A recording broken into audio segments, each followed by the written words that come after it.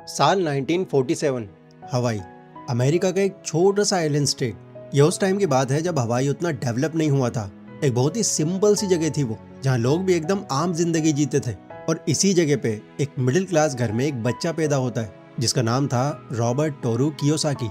उनके पापा Ralph Kiyosaki, जो इस पूरी बुक में पुअर डैड के नाम से जाने जाते हैं, एक बहुत ही पढ़े लिखे रेस्पेक्टेड सरकारी ऑफिसर थे। हवाई यूनिवर्सिटी से उन्होंने पीएचडी की हुई थी और अब वो यहाँ के एक एजुकेशन डिपार्टमेंट के अंदर एक बड़ी पोस्ट पर थे। उनकी सैलरी हालांकि स्टेबल थी, नौकरी भी सिक्योर थी, लेकिन एक चीज ऐसी थी जो उनके पास अभी भी नहीं थी, और वो है फाइनेंशियल फ्रीडम। और यही चीज जो उनके पास नहीं थी, रॉबर्ट के पूरे बचपन में एक छाया की तरह रही। रॉबर्ट देखते थे कि उनके पापा पैसा तो कमाते हैं, बट उनकी सैलरी का सारा पैसा महीने का एंड आते आते खत्म हो जाता था। इनफैक्ट आखिर के 3-4 दिनों तो वो एकदम टेंशन में रहते थे कि बस वो ये चाह रहे हो कि कैसे भी करके सैलरी आ जाए। ये सब देखकर उस छोटे से रॉबर्ट कियोसाकी के दिमाग में एक सवाल घूमता रहता कि डैड के पास आखिर इतना ही पैसा क्यों आता है, ज्यादा पैसा क्यों नहीं आता, ताकि उन्हें किसी तरह की टेंशन ना हो। और रॉबर्ट को उनके इस सवाल का जवाब मिला, बट एक ऐसी जगह पे जहाँ उन्होंने कभी सोचा भी नहीं था। असल में उनका एक दोस्त था माइक, जो एक बहुत नॉर्मल सा शांत मिजाज का लड़का था, लेकिन उसके पापा एक बिजनेसमैन थे जो हवाई में अभी धीरे धीरे अपना काम बढ़ा रहे थे। एक दिन जब दोनों आपस में ऐसे ही बातें कर रहे थे तो रॉबर्ट को एक आइडिया सूझा। उन्होंने माइक से कहा, यार क्यों ना हम भी कुछ काम करें और पैसा कमाएं। दूसरे बच्चों के पास टॉयज हैं, कॉमिक्स हैं, हमारे पास कुछ भी नहीं है। हम भी पैसा कमाएंगे और जो मर्जी वो खरीदेंगे। माइक को भी उनका ये आइडिया पसंद आया। फिर दोनों ने कुछ एक्सपेरिमेंट्स किए, बट कोई भी तरीका उनका काम नहीं आ सका। कुछ और ट्राई किया, वो भी नहीं चला। देन हार कर माइक ने रॉबर्ट से ये कहा, देखो हम अकेले तो शायद कुछ नहीं कर पाएंगे, हमें मदद के लिए कोई और भी चाहिए होगा। एक काम करते हैं, मेरे पापा के पास चलते हैं, वो जानते हैं कि पैसा कैसे कमाया जाता है। रॉबर्ट को थोड़ा अजीब लगा क्योंकि माइक के पापा उतने पढ़े लिखे नहीं थे। उन्होंने सोचा कि उनको पैसा कमाने के बारे में क्या ही पता होगा, बट रॉबर्ट के पास कोई और तरीका नहीं था, तो वो गए वहां पर। उन दोनों ने जाकर माइक के डैड को जो भी सिचुएशन थी सब बता दी। दोनों की बातें सुनकर उनके डैड ने कुछ सोचा और थोड़ी देर बाद उनको एक काम दे दिया। उन्होंने कहा कि देखो, तुम्हें इस दुकान में सामान सजाना है, टाइल्स लगानी है, और इसके बदले में तुम दोनों को मैं 10 सेंट्स दूंगा पर आवर। रॉबर्ट को ये बहुत ही कम लगा। उन्हें गुस्सा भी आया कि उसे इतना बोरिंग काम करना पड़ेगा, बट अगेन कोई और तरीका नहीं था उनके पास, तो वो राजी हो गए। कुछ हफ्तों तक ऐसे ही चलता रहा, वो दोनों अपना काम करते रहे। देन एक दिन फिर माइक के डैड ने उन्हें बुलाया एंड उनसे एक सवाल किया, बताओ बच्चों, अब तक तुमने क्या सीखा। रॉबर्ट ने उनको सीधा जवाब दे दिया, कुछ नहीं अंकल, कब से सिर्फ ये बोरिंग काम कर रहे हैं, पैसा भी इस पर इतना कम मिल रहा है जिसका कोई मतलब ही नहीं है। रिच डैड थोड़ा मुस्कुराए और फिर उन्होंने एक बात कही जो रॉबर्ट की जिंदगी का सबसे बड़ा लेसन बनी। रॉबर्ट, ये फ्रस्ट्रेशन तुम जो फील कर रहे हो, यही ज्यादातर लोगों में पूरी जिंदगी रहती है। वो हमेशा दूसरों के लिए काम करते हैं और हमेशा उस चीज का इंतजार करते हैं जो उन्हें कोई और देगा, और वो चीज इतनी कम आती है कि इससे उनकी जिंदगी में कुछ खास बदलाव होता ही नहीं। क्या तुम भी चाहते हो कि ये सब कुछ तुम्हारे साथ भी हो, या इस चक्कर से बाहर निकलना चाहते हो? रॉबर्ट ने तुरंत कहा, हाँ अंकल, मैं निकलना चाहता हूँ, लेकिन कैसे? उन्होंने कहा कि देखो रॉबर्ट, इस दुनिया में 3 तरह के लोग होते हैं। पहले गरीब लोग हैं जो सिर्फ सरवाइव करते हैं, दूसरे मिडिल क्लास लोग हैं जो कमाते हैं, खर्चा करते हैं और हमेशा एक ही साइकिल में रहते हैं, और तीसरे अमीर लोग हैं जो अपने पैसे से काम करवाते हैं, सिर्फ खुद ही सब कुछ नहीं करते। रॉबर्ट कंफ्यूज था, मतलब अंकल मैं कुछ समझा नहीं। देखो, एक एम्प्लॉय सुबह उठता है, ऑफिस जाता है, पूरे महीने 8-9 घंटे काम करता है, देन फिर जब उसकी सैलरी आती है, उसके आते ही उसके सामने ढेरों बिल्स आ जाते हैं, खर्चे निकल आते हैं, और ये सारी चीजें उसका पैसा महीने भर भी टिकने नहीं देती, एंड फिर से सैलरी आने तक वो परेशान रहते हैं। रॉबर्ट को ये बातें सुनते ही अपने डैड का ख्याल आया, क्योंकि उनके डैड की लाइफ भी एग्जैक्टली यही चल रही थी। माइक के डैड ने फिर कहा, अगर तुम इस तरह की जिंदगी किसी को जीते देखो तो समझ जाओ कि वो इंसान एक रैट रेस में फंसा हुआ है। रॉबर्ट ने हैरान होकर पूछा, रैट रेस? ये क्या होता है अंकल? रॉबर्ट, क्या तुमने ट्रेडमिल पर दौड़ता हुआ चूहा देखा है? क्या तुम जानते हो वो ट्रेडमिल पर क्यों दौड़ता है? अंकल, क्योंकि वो सोचता है कि वो इससे आगे बढ़ेगा, रॉबर्ट ने जवाब दिया। एग्जैक्टली, बट चूहे को कभी ये पता नहीं चलता कि वो एक ही जगह पर भागे जा रहा है। ज्यादातर इंसान भी ऐसा ही करते हैं, थोड़ी सी ज्यादा सैलरी, थोड़ा सा ज्यादा खर्चा, और वही सब कुछ वापस से रिपीट। पर अमीर लोग इस साइकिल से बाहर होते हैं क्योंकि वो अपने पैसों से काम करवाते हैं। जैसे मैंने तुम दोनों को 10 सेंट्स देकर तुमसे 20 सेंट्स का मुनाफा कर लिया। अमीर लोग भी इसी तरह दूसरों से अपना काम करवाते हैं। रॉबर्ट का ये पहला सबक था, और ये सबक इतना पावरफुल था कि रॉबर्ट ने इस बात को अपनी पूरी जिंदगी में अप्लाई किया। रॉबर्ट को फाइनेंस के बारे में काफी इंटरेस्ट आ रहा था। फिर कुछ टाइम के बाद में वो वापस से उनसे मिलने गए एंड कहा कि अंकल प्लीज, मुझे और फाइनेंशियल नॉलेज चाहिए, मुझे पैसा कमाने के बारे में और जानना है, क्या आप मुझे बताएंगे प्लीज? तो उन्होंने रॉबर्ट से कहा कि ठीक है, बट आज पैसों के बारे में नहीं, एसेट्स और लाइबिलिटी के बारे में बात करेंगे। एसेट्स और लाइबिलिटी ये क्या होता है? वो एक कागज और एक पेंसिल उठाते हैं और कागज पर एक सिंपल सा डायग्राम बनाते हैं। देन रॉबर्ट को दिखाते हुए पूछते हैं कि रॉबर्ट बताओ, तुम्हारे घर में क्या क्या ऐसा है जो एक एसेट है, यानी कोई ऐसी चीज जो तुमने खरीदी है और वो अब तुम्हें फायदा दे रही है। रॉबर्ट ने तुरंत जवाब दिया, हाँ एक कार है हमारे पास, हमारे बहुत काम आती है वो। अच्छा कब काम आती है? महीने में एक बार या बस 2 बार? जी हाँ सही कहा आपने, और बाकी टाइम वो गैराज में खड़ी रहती है। ठीक है, अब ये बताओ क्या तुम्हारी कार तुम्हारी पॉकेट में पैसा डालती है या निकालती है? रॉबर्ट ने फिर सोचा, उसमें तो उल्टा पैसा हमारा ही लगता है, पेट्रोल, सर्विस, मेंटेनेंस का सब हमारी जेब से जाता है। देन रॉबर्ट ने ये माना कि इसमें पॉकेट से पैसा जा रहा है। तो इस पर माइक के डैड ने ये कहा कि रॉबर्ट फिर ये एसेट कहाँ हुआ? ये तो लाइबिलिटी हुई। एसेट वो होता है जो तुम्हारी पॉकेट में पैसा डालता है बिना तुम्हारी ज्यादा इन्वॉल्वमेंट के।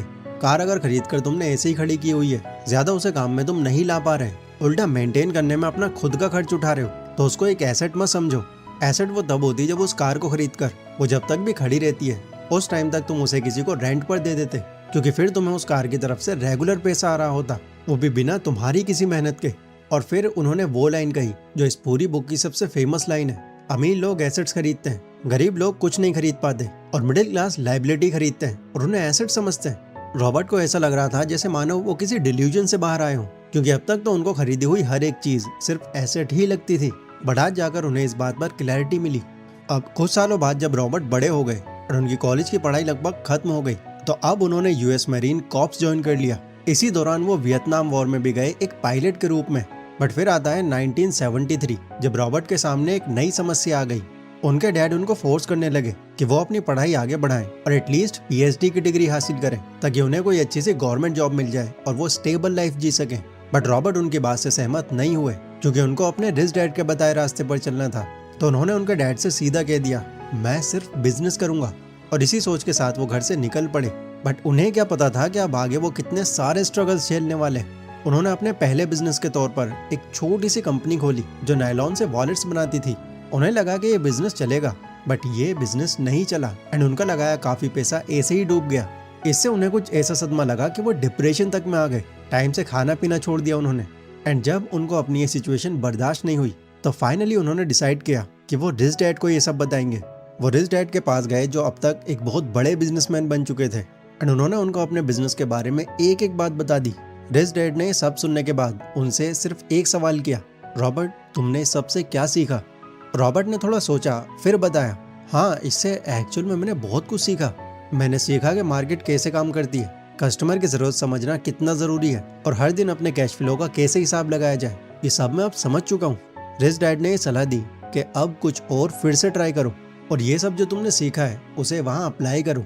ये सुनकर उन्हें थोड़ा कॉन्फिडेंस आया एंड उन्होंने एक वेंचर ट्राई किया, बट वो भी ठीक से नहीं चल पाया।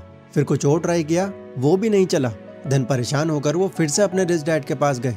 उन्होंने वहाँ जाकर ये रियलाइज किया कि वो पहले से अब काफी ज्यादा अमीर हो चुके हैं। वो उनके ऑफिस में गए और उन्हें फिर से सब कुछ बताने लगे। वो बोले कि मैं आखिर कहाँ गलती कर रहा हूँ समझ नहीं आ रहा। बिजनेस बहुत देखभाल के चुनता हूँ, मेहनत भी उसमें पूरी लगाता हूँ, बट पता नहीं चल क्यों नहीं रहा मेरा कोई बिजनेस।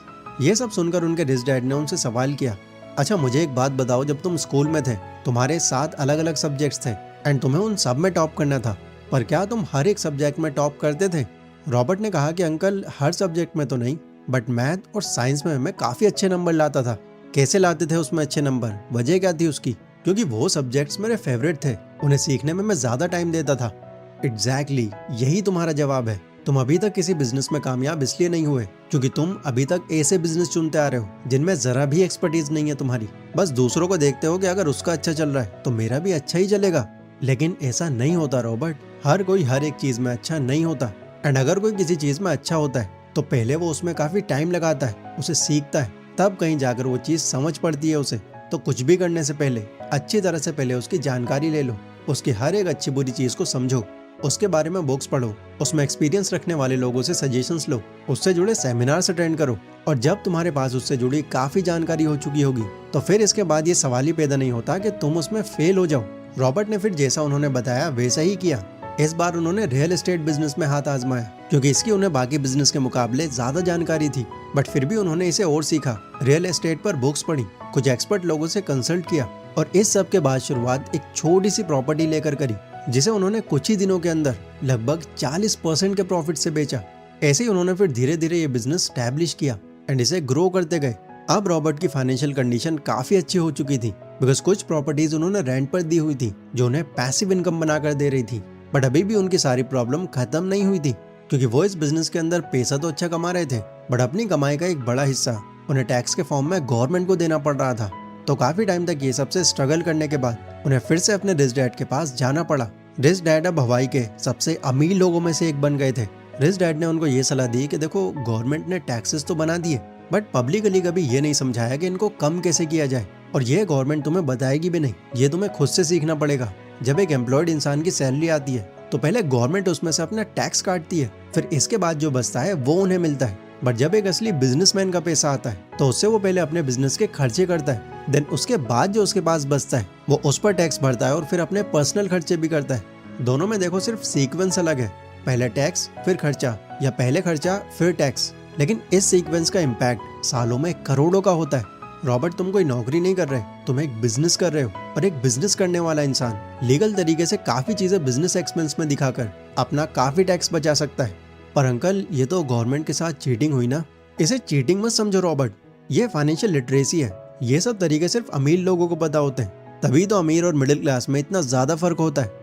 रॉबर्ट ने उनकी ये बात भी मानी एंड टैक्स को भी फिर काफी बारीकी से समझा एंड बाद में अपने सारे बिजनेस और इन्वेस्टमेंट्स को इसी तरह स्ट्रक्चर किया।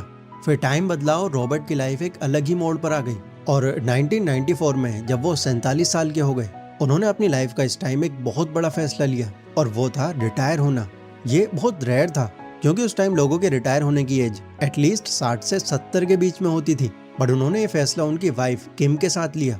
उन्होंने डिसाइड किया कि अब उनको कोई काम नहीं करना है। उनकी real estate properties passive income दे रही थी, उनके बिजनेस अच्छे चल रहे थे और यहाँ तक कि उनकी इन्वेस्टमेंट्स काफी अच्छी रिटर्न्स दे रही थी। यानी कुल मिलाकर उनके पास बिना कुछ किए भी काफी अच्छा पैसा आ रहा था। इनफैक्ट जो उनके असली फादर थे वो हालांकि काफी बूढ़े हो चुके थे बट अभी भी गवर्नमेंट जॉब कर रहे थे वो, और रॉबर्ट उनसे पहले रिटायर हो गए एंड ये सब हुआ उनके रिच डैड की टीचिंग्स की वजह से। अब रिटायर होने के लगभग 3 साल बाद यानी 1997 में रॉबर्ट ने अपनी इस पूरी जर्नी पर एक बुक लिखने का सोचा एंड जब उन्होंने इस चीज को अपनी वाइफ से डिस्कस किया तो उनको ये आइडिया पसंद आया एंड उन्होंने रॉबर्ट की इसमें काफी हेल्प करी। लगभग 8 महीनों के अंदर ये बुक बनकर तैयार हुई। बट जब वो दोनों इस बुक को पब्लिश कराने गए तो कोई भी पब्लिशर पब्लिश करने को नहीं माना क्योंकि उनकी नजरों में रॉबर्ट कोई एक बहुत फेमस इंसान नहीं थे। तो उन्होंने फिर अपने एक फ्रेंड की हेल्प से इसे खुद ही पब्लिश किया।